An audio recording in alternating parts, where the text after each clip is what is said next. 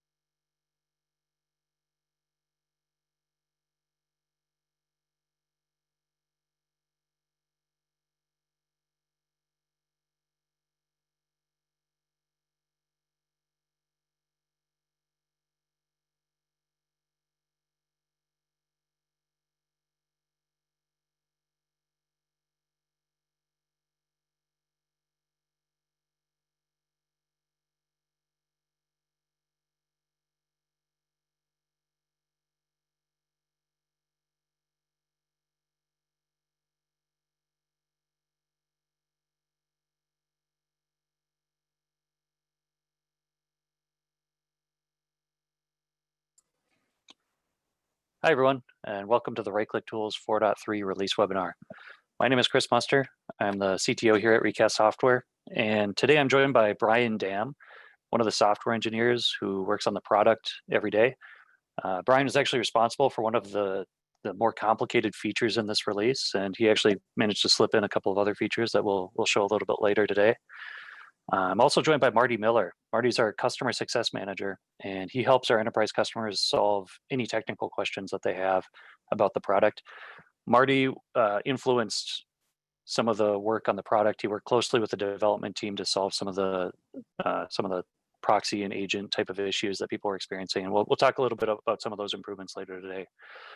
Marty's going to be keeping an eye on the Q&A. So if you have any questions throughout the webinar, you can use the Q&A button inside of the Zoom application, and he'll try to get those answered in real time. If you're watching this on the YouTube live stream, you can use YouTube chat to ask your questions, and we'll try to keep an eye on those as well to get those answered. Keep in mind that today we're covering features specific to the 4.3 release, and in particular changes between 4.2 and 4.3. This is by no means a comprehensive look at what's available on Right-Click Tools. If you want more information about some of the other features inside of the Right-Click Tools, you can schedule a demo when you download 4.3. Or if you have specific questions about the product, you can use the Contact Us form on our website or use the chat feature on our website, and we'll try to get those answered as well. As far as what we'll cover today, we're going to talk a little bit about our release cycle. It's the same release cycle we've been doing since 4.0, but we'll talk through the different types of Right-Click Tools releases and what you can expect out of each of those. We'll do a feature overview of everything that's new in 4.3 and follow it up with a live demo of some of the more impactful features that we've released in 4.3. Then Scott will take us through a couple of tools to get the download from our website, talk about the process for enterprise customers as well as community users, and then we'll leave some time at the end for an extended Q&A session where Marty, Brian, and myself will try to answer any questions that you might have live on the air. For the release cycle, not much has changed since 4.0. We've been doing monthly releases since October of last year, and we've hit them fairly consistently. We did delay our April release this time around a little bit because we wanted to sneak in that Config Manager fast channel feature. But for the most part, we've hit one monthly release every month, and you can usually expect to see some bug fixes, some features in these releases, but we don't expect that the majority of customers or users are going to keep up to date with every monthly release. You might stay up to date if you find a bug and we ask you to update to because we fixed the bug in a monthly release. But for the most part, it's okay to stay on those quarterly releases. If you do want to stay on the newest version available, you can enable bug fix notifications inside of Configure Recast RCT or inside of your Recast Management Server Settings UI. The quarterly releases are when we typically do these webinars. They happen every 3 months, and they're basically a roll-up of the last couple of months worth of updates. Update notifications for quarterly releases are on by default, but if you want to double check that you're seeing those, you can go into Configure Recast RCT again or the Recast Management Server Settings UI and make sure that's still enabled. As far as what's new in 4.3 at a high level, we introduced right-click tools over the fast channel in the April release, although it really improved in the May release. We improved Recast Management Server performance by up to 10x in certain scenarios. Ton of work, again, working with Marty and our customers went into that, and we'll talk through that a little bit. We added auto approval for Recast Proxy and Recast Agent, and we actually split Recast Proxy into 2 components. It used to just be Recast Proxy, and we talked about Device Proxy and Service Account Proxy. What was known as Recast Device Proxy is now known as Recast Agent in 4.3, so that's a major change. We'll talk a little bit more about that.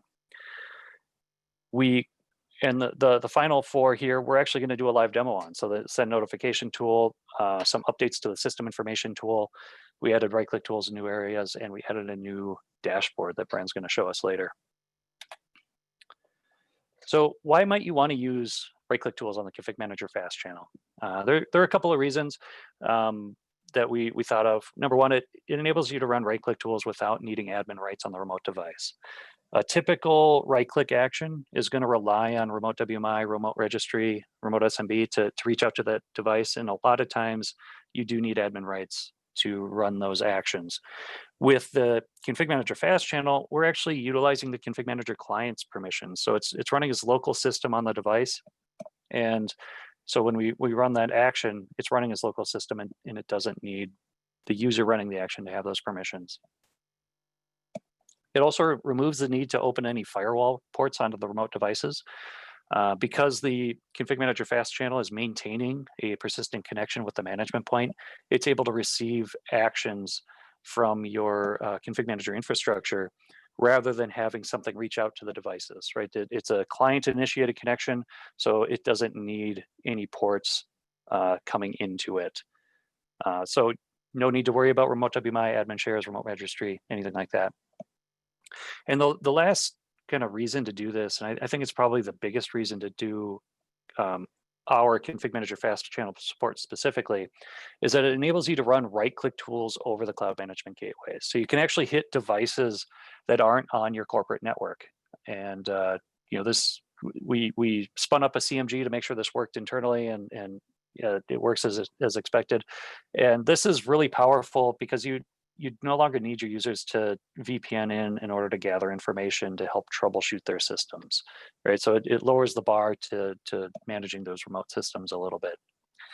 I will say too that if you're only looking for those first 2 bullet points, we do have an alternate solution in Recast Agent that is actually the fastest way to run right-click tools at scale. So if you're only looking to remove admin rights or remove the requirements for remote firewall ports, it's probably worth looking at Recast Agent to see if that can take away those needs as well. As far as architecture, how does the right-click tools over fast channel work? It all starts with the right-click tools pointed at Recast Management Server. Inside the Recast Management Server, we have this concept called routes, and we added this new Config Manager Fast channel route into it that lets you take any actions that are targeted to devices and then send them over to the Config Manager server. And the mechanism by which it does that is through Recast Proxy. Recast Proxy acts as the translation layer between the actions that are provided by the right-click tools and what the Config Manager infrastructure expects. So it translates the right-click tools action into the PowerShell execution on the Config Manager site server. And then the Config Manager server reaches out to those clients via that fast channel and tells them to run the Recast provided PowerShell script. We do require that you import a PowerShell script in order to make this work. It's actually included in the extras folder of the 4.3 release inside of your right-click tools installation. So you just have to import it, approve it. The Recast proxy knows which script it's looking for because we detect it by the hash value of the script, and it'll just automatically run that. And another thing to note is that we do require Recast agent be installed on those config manager clients, but we don't require that you configure your Recast agent to hit the Recast management server. There are a couple of reasons we kind of chose this architecture. Number one, it really increased the speed at which we could deliver this feature. By using a WMI provider on those config manager clients, it enabled us to just use the same right-click tools infrastructure that we use today to run those actions without rewriting the entire stack. Right? If we were to support it in a different way, it would involve a much longer development cycle, similar to the 3.2 to 4.0 migration, which took almost a year. So we didn't want to have to bite that off again. And it enabled us to use the modularity of the routing layer inside a Recast management server. The routing layer in the server is designed to customize how actions are run in your environment. And by introducing a new route into Recast management server, it allowed us to leverage that flexibility that was inherent to Recast management server without, again, rewriting a bunch of code. The other reason we require that WMI provider is actually to work around the message size limitations inside of the config manager fast channel. We needed some sort of way to cache the results on the config manager clients themselves, because some of our Recast actions actually return more data than the fast channel supports. So think things like the system information tool add remove programs tab. Many devices have quite a number of programs installed in their add remove programs list, and we were finding that amount of data was just too much to send back to that config manager site server. So we added the WMI provider on those clients so that it would cache the results. And actually, when you run an action against a device, we might be running that PowerShell script multiple times against that device to both run the action and then multiple times to gather the results, depending on how large that result set is. So a couple of reasons why we chose this architecture. But just note that if you want to use the fast channel, you do have to install Recast agent in a standalone mode on your config manager clients. As far as some of the performance improvements go, we improved our scope evaluation performance by up to 10x. So for those of you using Recast scopes as a way to limit your permissions or to define where you run your right-click tools, you'll see a big improvement in performance in 4.3. And we did that by introducing a proxy settings cache. We moved the audit log to the background thread. We did a couple of other things there that we're not going to go into depth on. We also improved streaming support in 4.3. So in 4.1, we introduced what we called streaming support for the right-click tools. It was basically large collection support. So you ran an action on 10,000 devices or so. Instead of sending it all up in one big message, we would split the message up and stream it up to the server. In 4.3, we improved that streaming support, so now actions start running before the right-click tools finish sending the action up to the server. So what you'll see is that this reduces the time to the first result for large collections. So if you're running things against 10 devices versus 10,000 devices, you won't see a linear time increase in the amount of time it takes to get that first message back from the device. Instead, you should see a relatively similar response time no matter what size collection you're hitting. And there's more performance improvements to come here. Marty's been working with some customers on more suggestions, and we are digging into this some more too. We also have some troubleshooting improvements to Recast Management Server and other UI tweaks. So I mentioned the automatic approval options for proxies and agents.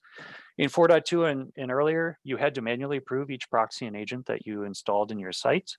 With 4.3, we by default, we changed the defaults to automatic approval for devices and trusted domains, so that if you installed the proxy or the agent on a device that was in the same domain as your Recast Management Server, it'll just auto approve. You don't have to go into the web UI and approve it. And we also added an option to automatically approve any agent and proxy that enrolls in your Recast Management Server infrastructure.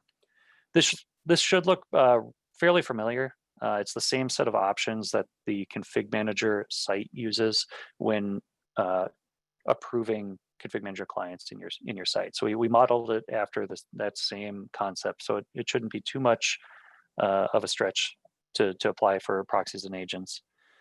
As far as troubleshooting goes, we added some execution time auditing on the audit log. We added a proxies button to the audit log so you could see which proxies were trying to execute your actions to help troubleshoot routing.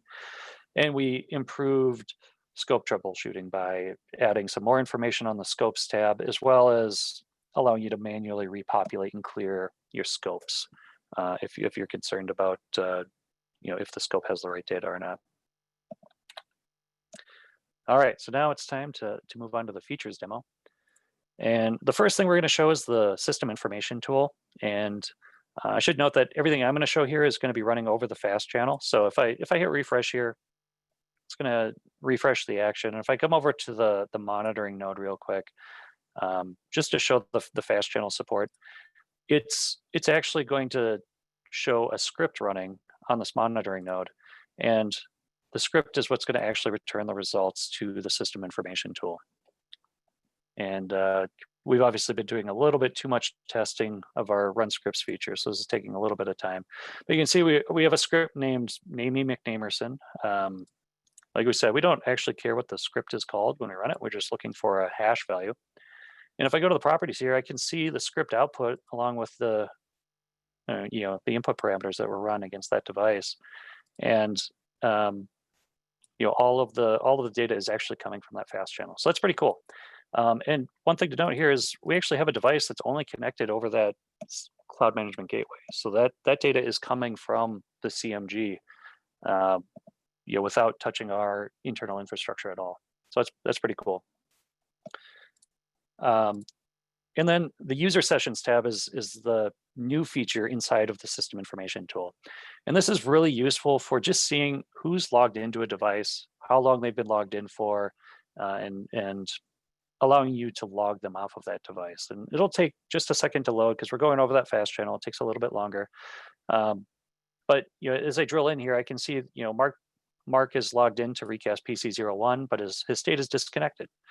So if I'm remoting into that box, I should be able to remote into that box without bothering him. But I see Brian is connected there, right? So if I wanted to remote into PC01, well, maybe I want to select it and log him off before doing that. I'm totally free to do that. And this should look relatively familiar for those of you who use Task Manager a lot. It's actually the same information that's available inside of here, right? We have the same kind of session name over here, RDP TCP5. We can actually see where we're connected from. So we can see that Brian is connected from a machine named desktop JP QIN, how long he's been logged in for, how long he's been idle, how long he's been disconnected, if he has been disconnected, and his current status. So a lot of useful information there for those of you who share RDP sessions with other users. And now I'm going to hand it over to Brian to talk a little bit more about some of the other features that are available in 4.3. Let me go ahead and share my screen here. And of course, just a second ago, I start getting your internet connection is not stable, so we'll see how this goes. There you go. So you should see my screen here. Just three things I want to go over. The first one is very, very straightforward. We had a bunch of requests on the feature request board about adding the right-click tools into certain areas. And those I love those requests. Those are the easy ones. I mean, it's called the right-click tools. We kind of joke we have one job is making things right-click. And so what happens here is the product team's doing a great job. They're adding new stuff and new dashboards and new nodes. And every time they do that, it's kind of a cat and mouse sort of situation. They create something new, and we need to go in and add, make some very simple changes to go ahead and make sure that our tools are supported in that area. And so, a couple of things that have come up recently: the Office 365 node, the Edge management node, some of the analytics stuff. And so an example here was, well, the readiness. We get these charts, and you can actually, this isn't universal, but you can actually drill down into these things. And if you came in here, you couldn't right click on these and start running some our tools on it. And so that's a very easy thing for us to fix, generally speaking. The other one I went through was monitoring. I went through all this, the whole monitoring node, and I tried to find anywhere where our tools currently weren't there. When it's specifically the client health or client check one, as well as these production and pre-production nodes. I also went through all the other ones to look as well. But the whole idea here is you click on here, and this object in the console has a GUID associated. You can actually see what that is right here. And so for us, it's just a matter of, okay, well, they added a new thing. It has a new GUID, and we just need to go ahead and add it to the product. And this, again, it's not hard for us to do. And the whole reason I'm talking about this is because if you see something like that, we really want you to go ahead and let us know. I don't care how you do it. The best way to do it is to go to our feature request board and say, hey, can you go ahead and add the right click tools here? And we will do our darndest to try and get that out into the next release, because generally speaking, it's just a matter of figuring out what that GUID is and adding it into the tools. So again, that whole thing is, if you see somewhere where we're missing the right tools should be there and they're not, go ahead and let us know, because we would love to go ahead and fix that. So the second thing I want to show you is a new tool we added, and this was actually something that actually the two tools I'm going to show you are things that Mark Godfrey wrote. And the first thing is a notification tool. So I'm going to go ahead and find my test box here. And we go here, and under console tools, there's a new send notification. And we click on there. With any luck, there we go. We'll have the send notification tool. So some simple stuff, there's some simple stuff here and some stuff that requires, some explanation. Obviously, title, message, and image. Put in your title. Go ahead and do that. You can also select an image. And I want to actually say this is actually both an enterprise and a community tool. So if you're a community user and you're listening along, you'll be able to use this tool. What you will miss is the ability to select your own specific image.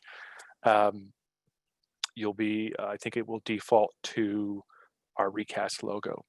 So if I go ahead and do this on this box, we're going to go ahead and run it. And what you'll actually see on this device here is it's actually going to it's gone and created these to scheduled tasks. And the reason for that is that's how we get around hey, we're running something as system, but we want to actually run it in the user space for each of these users.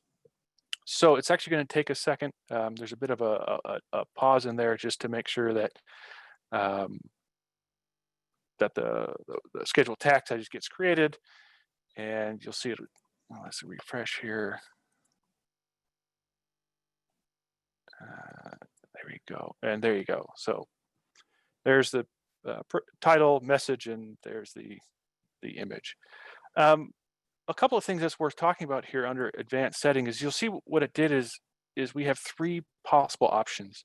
The first one is the recast toast notification. That's our own custom notification tool. And what the tool's going to try and do is when you run this, it's going to actually over SMB try and push our tool to that endpoint so that we can run our own custom tool. And that allows us to give you that image. This is, of the three options we talk about, this is the only one that allows you to specify an image. And the reason for that is because it's our own custom tool. But what if that doesn't work for some reason? There's other mechanisms, there's other ways of showing notifications to users. So let's go ahead and do this again on the same box. And what we're going to do now is in this advanced settings, by default, it selects all three methods. And what it's going to try and do, and I'll let a focus here on is that it'll actually try these methods in this specific order. We'll try and send the toast notification using our recast tool. And if that doesn't work, then we'll fail over to the CM toast notification tool that I'll show you now. And then lastly, it will, the last resort is the Windows pop-up message, which again, I'll show you. But you can select or deselect these if you just want to use one. You can just use one. You can't reorder them, but you can choose to use them or not individually. So let's just go ahead, and you see, because we deselected the recast notification, we're not able to actually send an image. So we'll go ahead and just do that. Same thing on this side. What's going to happen is we have a CM toast schedule task, and in 30 seconds or so, that should go ahead and hit, and we'll see that message come up. And if we don't, I'll just go back and show you the other one because it's actually quicker. Dead air. There we go. Come on, 26. And there, beautiful title and message. Let's show you quickly the last one. What I actually like about this last method, it's actually tied on to the earlier features that Chris showed you with the session information. So built into that same session information was the ability to actually send a dialogue.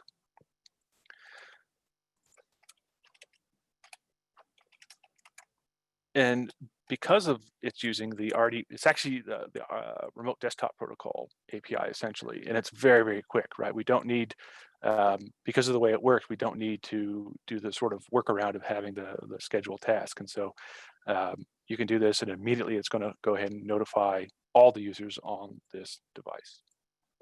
So that's the send notification tool. We think that's this is, again, everything we always show you is sort of like the first effort, right? This is our first sort of iteration of this. So we look forward to hearing some feedback and seeing if there's ideas for how to improve it, or the kind of use cases you might see for something like this.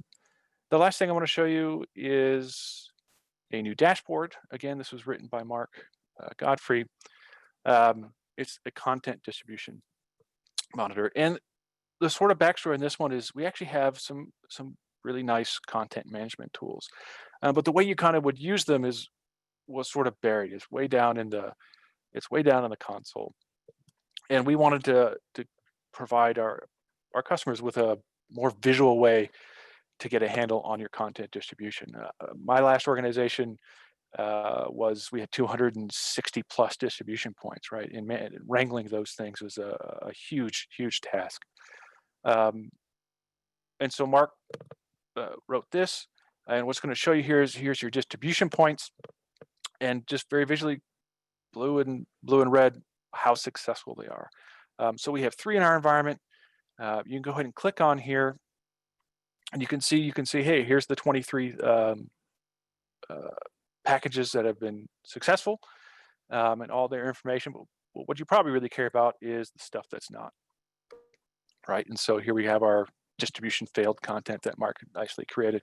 And the key thing is you can right click on these and take further action, right? So you can delve into their status more. You can kick off a redistribution. You can remove it from the DP. You can validate it.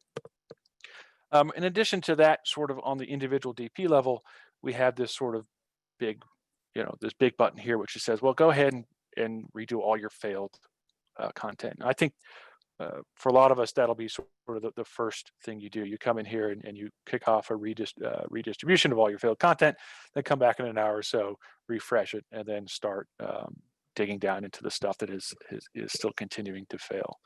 And again, I want to reiterate that, especially on this one, this is like our first effort. We actually had lots and lots of discussions about how to make this really work for people. We brought Mark to the very brink of rage quitting, which is right where we like him. And so what we want to hear back is, this is great, but could it do this? And in those cases, go to our feature request. Scott added a link to that in the chat there. Give us your feedback on this, and what kinds of things you want to, what kind of information you want, how you kind of want to see it, and then if there's other kinds of actions that we're not thinking about that you want to take on that data. So with that, I'm finished. Scott, if you want to take it over. Yeah, thank you, Brian. That was great. So that is it for the demos. I'm going to show you guys real quick. Once I share my screen, I'm going to show you guys real quick how you can get the newest version. If you are an enterprise user, you can go into the portal. You can see all the newest releases. Down here will be the release notes, and then you can download on the right side there. If you are a community user, we have forms on our website to download the newest version. Also on the website, I'll show you is the product. No matter which page you are on the website, on top there will be a button to click, and it will always scroll down to the bottom, and you can get the tools right there.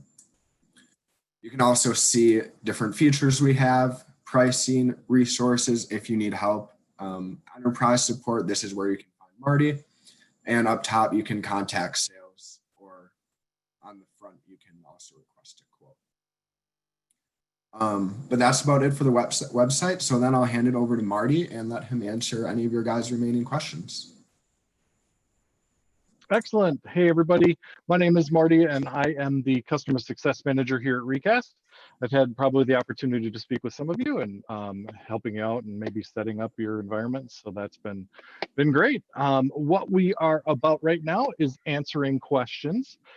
So if you have any questions about 4.3 and the right-click tools or the Recast Management Server, any of that kind of stuff, we would love to answer those. So you can go ahead and post them right in the Q&A, and we can answer right from there.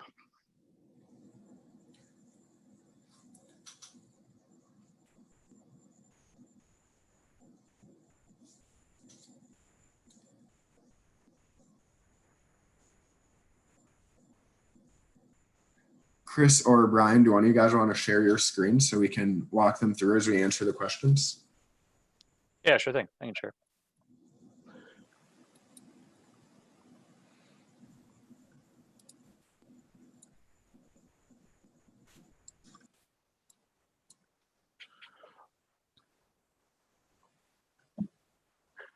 So we have a question from Jeff. Is there a quick way to tell if you're using the fast channel with the right-click tools? I would say the best bet is to come over here to script status. That's what I usually do, and sort descending by client operation ID.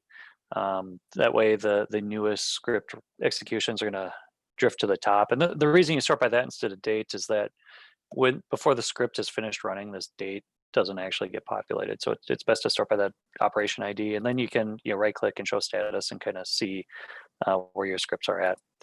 And you'll usually see on the script details here, you'll see something like plugin name, action name. These will look like things you might see in RCT Builder. So that's usually your best bet to know that that's actually a recast script. And the mode will always either be run action or get results. Good question. Would you see it in the audit log on RMS? So you might see it in the audit log. It'll, let me refresh this real quick. It'll look, so if you hit proxies here, that's actually not showing up there right now, but it'll typically tell you the recast proxy that you've configured inside a route. So if I come over here to routes and look at my config manager fast channel route, you can see RMS prod is the proxy name here. It'll tell you that it was sent to that proxy. So it's not the best way to find it. Yeah. I usually like to use the monitoring node. Right. In the more general sense, like most the direct UI for the tool itself isn't going to tell you, hey, we ran it on the fast channel. And part of that is because we actually what Chris is showing here, right? There's so many possible routes. A lot of our customers have very simple routes, but the reason for routes is because we trying to support some very more complex scenarios, and so making that part of the return value isn't there, right? You're not going to know, hey, this is the route that this ran on. Yeah, and really the goal behind that is to to make the right-click tools right-click tools experience as simple as it can be for the end user. Like, they don't need to know if a device is in an untrusted domain. They don't need to know if it's a work group device or anything like that. Right. The idea is that the Recast admin sets up the routes and tries to make it so that the actions just work regardless of where they're targeting those actions. Exactly. Which is why we were so excited about making the support happen, because we've knocked down several sort of, hey, untrusted domains. We created a solution for that. Work group devices, right? We kept trying to find ways of getting around things, and then that, finally, with the whole COVID thing as well, like, what about remote devices? And so we were super happy you can really, at this point, I think we feel pretty comfortable saying, if the device is connected to Config Manager in pretty much any way, we have a solution to run our tools upon. Awesome.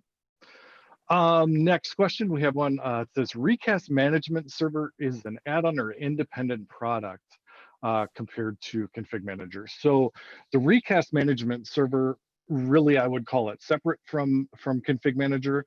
Obviously, we're using it to run actions through our Config Manager console, but the management server itself can exist anywhere. It doesn't need to exist on a Config Manager server.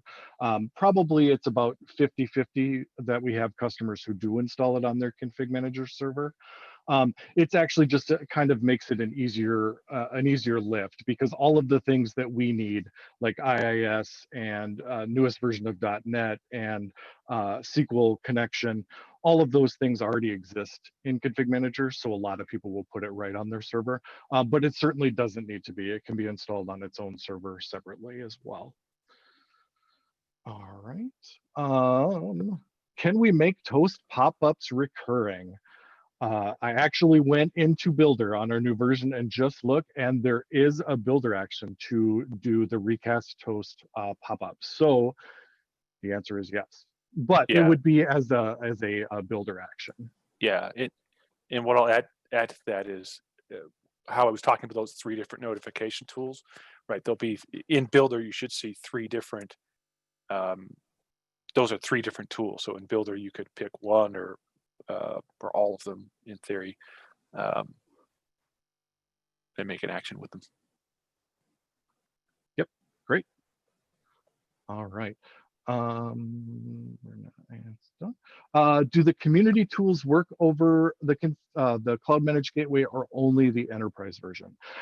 Because of the infrastructure that needs to be in place, like we need the recast agent and we need to set the routes and that kind of thing, this is only going to work in the enterprise version. It actually does need the recast management server in order to work over the Cloud Managed Gateway, which is the management server is part of enterprise. All right. Enterprise function, we don't have anything in scripts. So this is talking, I believe, about the fast channel, setting it up. There are a couple really good things that really good resources that I actually want to point you to. Both in our blog and in our documentation, we have information on setting that up. That script is actually something that you need to import into Config Manager and then get it approved and all that kind of stuff so that you can actually have it run actions in your environment. So what I would recommend is actually definitely going and checking out our documentation as well as our blog post about setting that up as well.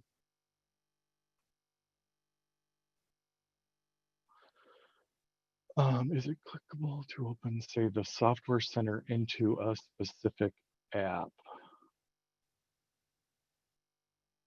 I think maybe we're talking about a notification. Like, can we have the notification load Software Center or into a specific thing? I guess I'm not completely sure about what that's asking. Yeah, I think that is right, Marty. I think the ability to open links in Software Center was another question that we had before, related to when Brian was doing the notification feature. I don't believe that's possible today, but I think that'd be a really good one to add to the feature request board. I think a lot of people will get value out of that. Yeah, when I was talking with Mark about there is actually a limit on the number of characters. It's 135 that can go into the notification. He also mentioned that URLs are not going to be clickable, but it is something that we could possibly do. So definitely something that would be good as a feature request. Is system information available in the community edition?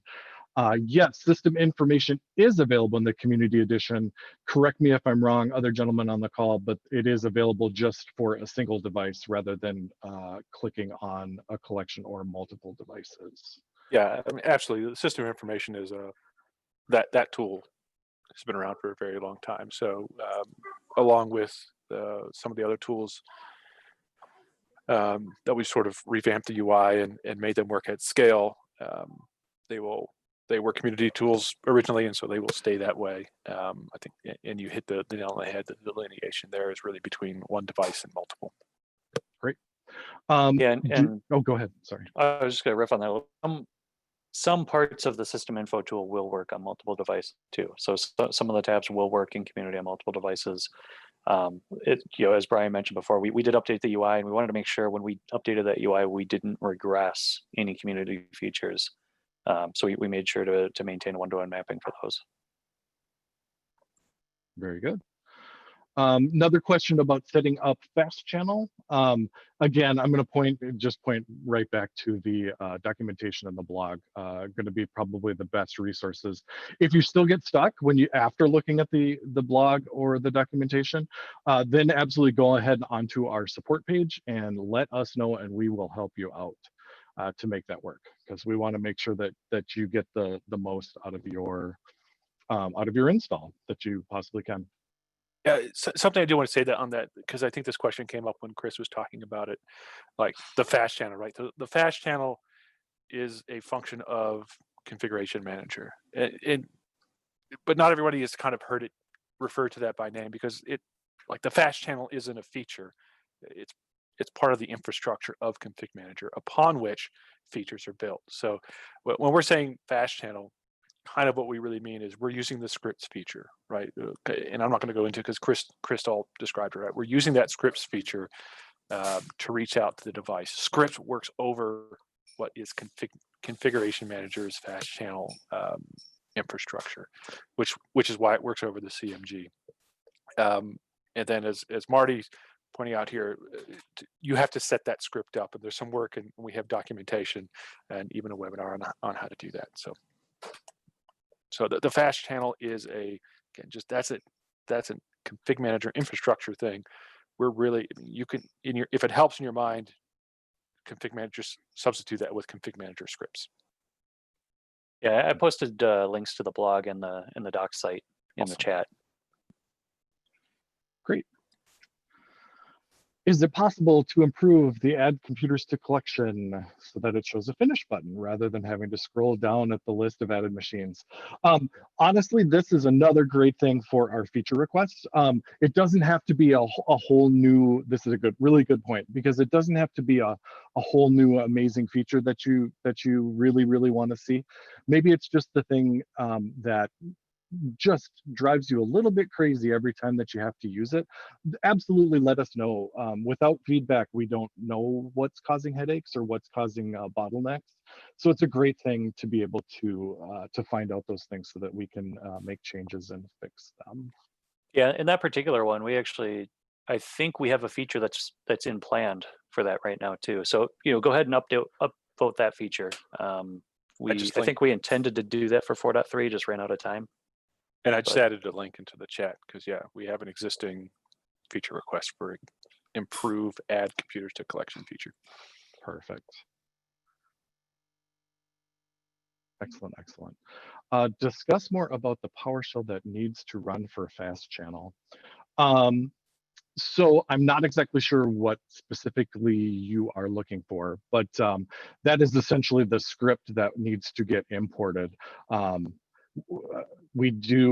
think we're probably navigating to where that is located, but you actually do need to go ahead and bring that script in and then approve it essentially so that it can actually be run in your environment. once again, documentation on this does say what it actually does, or how to get it in there essentially. It's a pretty boring script, right? Yeah. We have an if statement, and then we call into our WMI provider. It doesn't do a whole lot. Most of the script is just the signing of the script. So the meat of it is really this 8 lines of code here. Sweet. Thanks, Yeah, Chris. and all of that is simply involved in getting the parameters to that WMI provider, and then the reverse, getting the results. Very good. Is right-click extensible so that other SDCM console extension can identify if right-click is installed, and if so, then utilize its functionality? That's a great question.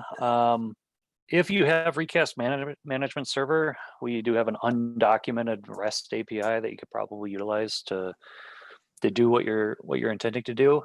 So that would require enterprise in order to do that.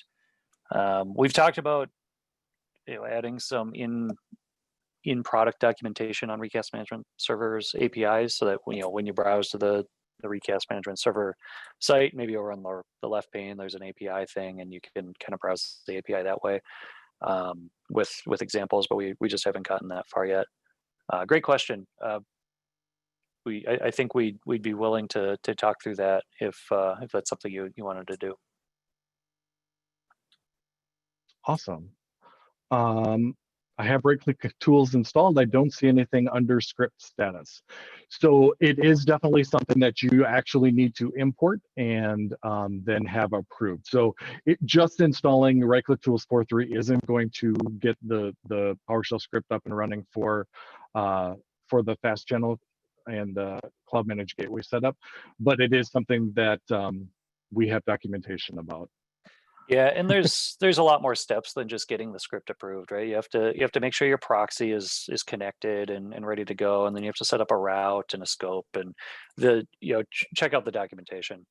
Or the video. I think we actually go into depth on how to do this in our last fast channel webinar as well. Yep, good point. Can the toast notifications be scheduled for the future? So once again, that would be a potential thing that could be done in the builder application. It is not currently something that's in the send notification.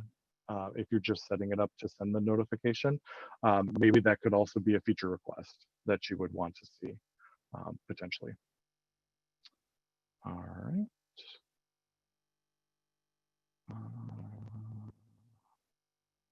When I set up the Recast server, I don't really understand the route thing. Can I get you guys to help me set up these routes when I do set up my Cloud Managed Gateway? Absolutely, we would be more than willing and able to help you out with how to set up routes and how to think about routes. One of the things that I think has been for me, one of the things that has been very useful is just kind of getting an idea of how those routes work, and thinking about basically the order that they're running. So definitely you can absolutely also do this, what is being shown on the screen right here. Go ahead and schedule a support call if you'd like to. That interacts directly with my calendar, so you can see what I have available to talk and to help out with whatever you need. So definitely something that we would be willing to do. That's what we're here for. Is there a cheat sheet or reference guide for right-click features? So that's going to be our documentation website. We'll have all the information on the right-click tools. So that's going to be at docs.recastsoftware.com. That's our documentation site. There is also on our regular website, there is a features page as well. So here it's going to show them directly, but then you can also go to find what might be an enterprise feature compared to the regular community features as well. Will there be a recording available after the live stream? Yes, there absolutely will be a recording available after this live stream's done. Is there an audit log? Oh, go ahead. I think usually, Scott, can pipe in here. I think usually we when those are posted, we send an update to all the attendees. Yep. So it'll be posted to our YouTube channel, and we'll be sending out an update to all of you guys to make sure you have it. Great. Is there an audit log of actions performed with right-click tools? The answer is in the enterprise version on the Recast management server, there is an audit log right here that shows all of the actions that have been run via right-click tools. And we actually can get information actually of what the results are of the things that have run. And we can even use some of that for troubleshooting as well. But yes, there is an audit log that is part of the Recast management server, so it's part of the enterprise edition. Can we install multiple proxies on the same machine? So proxy, no, you're going to have one proxy on a machine. Essentially, it's actually running a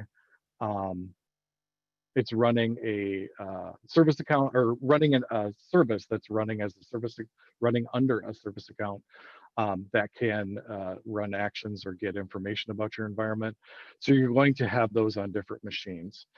Can you also, actually, I'm going to add on to this though, because you can actually put an agent and a proxy on the same machine if you want to.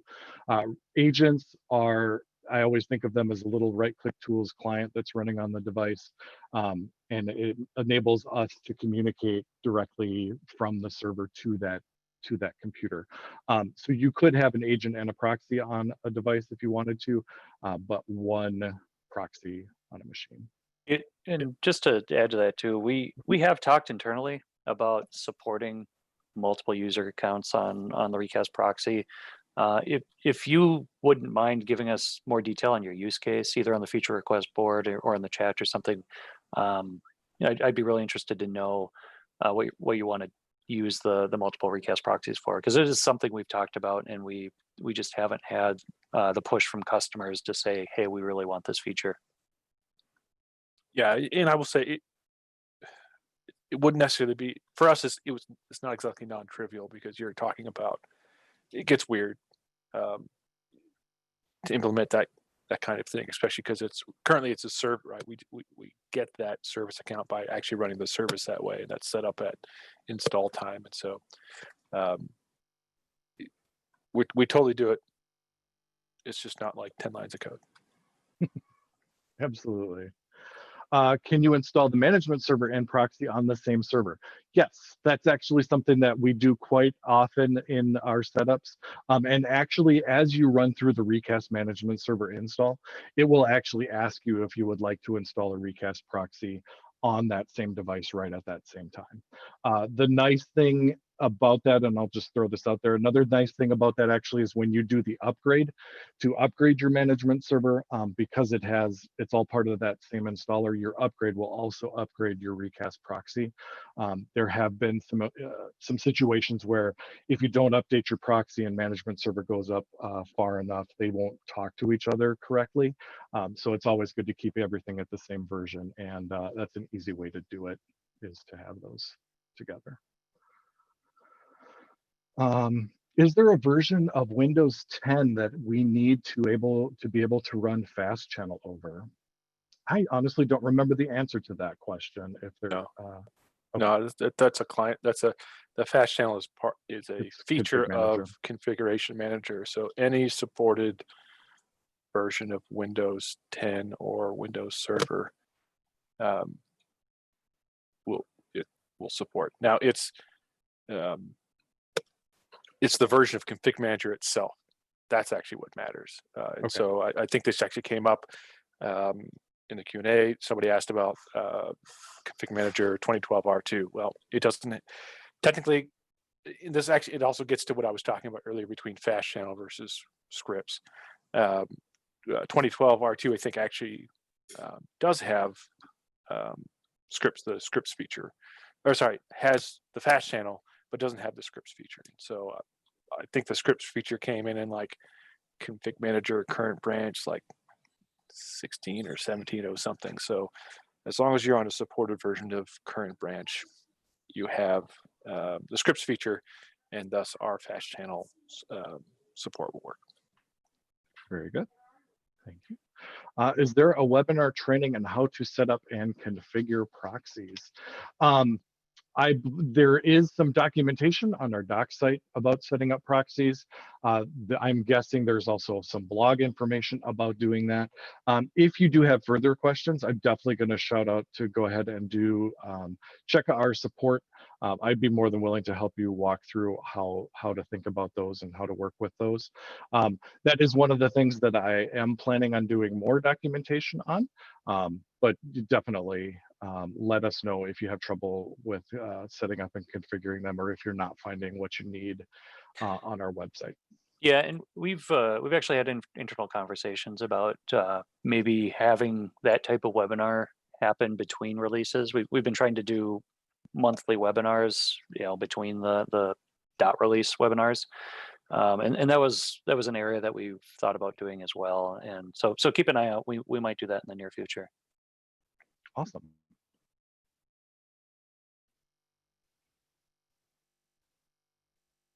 Do we do anything with Config Manager client health? We do some very basic things with Config Manager client health. If you actually click on a device, go to right-click tools, and the client tools has the repair client, and you can uninstall it.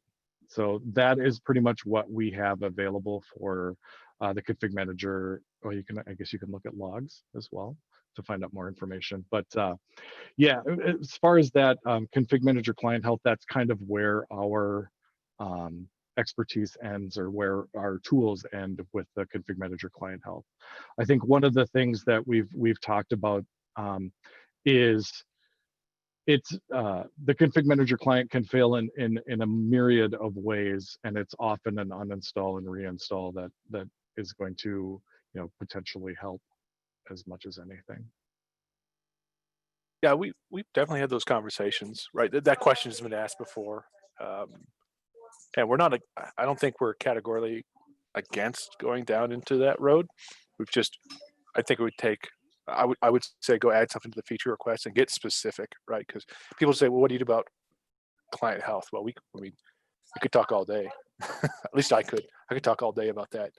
We're not against it. It's just what would be helpful, right? What's specifically helpful that doesn't already exist, whether in our products or, there's a bunch of widely used and available open source projects for that. So not against it. We would just need a lot of feedback from customers, and specific feedback, like very specific, like, here's within the umbrella is client health, but we want you to fix group policy processing issues. And here's the specific problem we have. Here's the thing we do to automate it. Can we wrap that up into a tool? Awesome.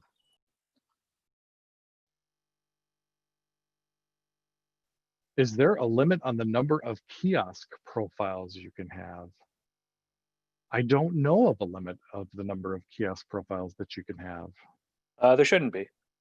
It's stored in a database table that grow indefinitely. There's got to be a limit somewhere. Yeah, the size of your database. Is that well, I mean, at some point, like, there's a practical limit of the UI probably explodes. So I mean, like, is there a limit? Probably. Let us know when you hit it. There you we'll go. Document it. Let us know if you are having trouble with the number of kiosk profiles that you have. That's a good, great point. I kind of think that the question that'll come up before that is, can you add search to the profile? Because that would be a good feature request. That's a good idea, Brian. Did you? I know, right? Like, if you really do have like 200 of these things, let us know that and be like, hey, Chris should go ask search to this. Awesome.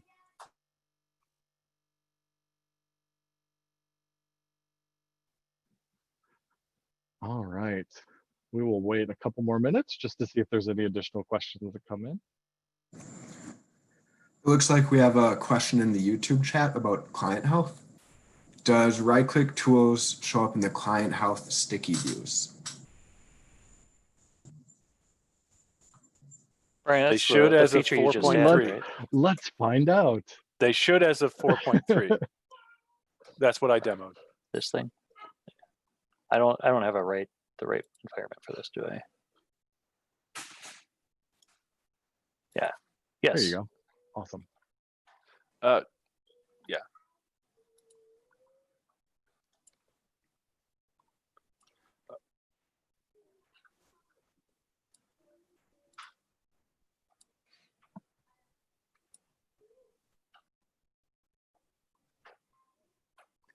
If you scroll down there on that dashboard, is there a, yeah, that's what the status message is. We're there. Good. Okay. Yep. That was one I went through, so I was just wanted to sanity check. To make sure we were there everywhere. Yeah. All right, one more question in the chat. Does the repair option actually do the uninstall and reinstall? So if we hit repair client, what actually is happening in the background?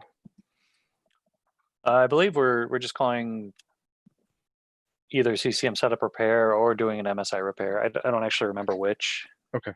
But we aren't doing a full uninstall and reinstall.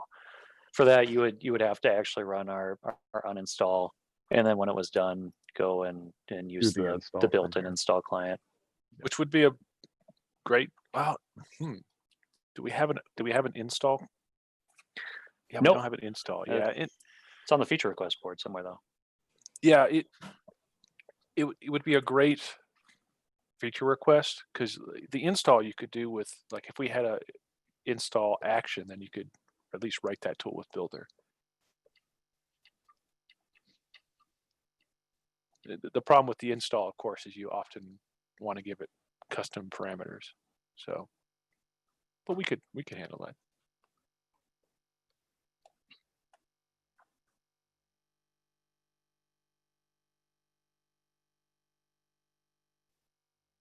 All right, we can wait just a couple, maybe a minute or so, see if there's an additional question or two.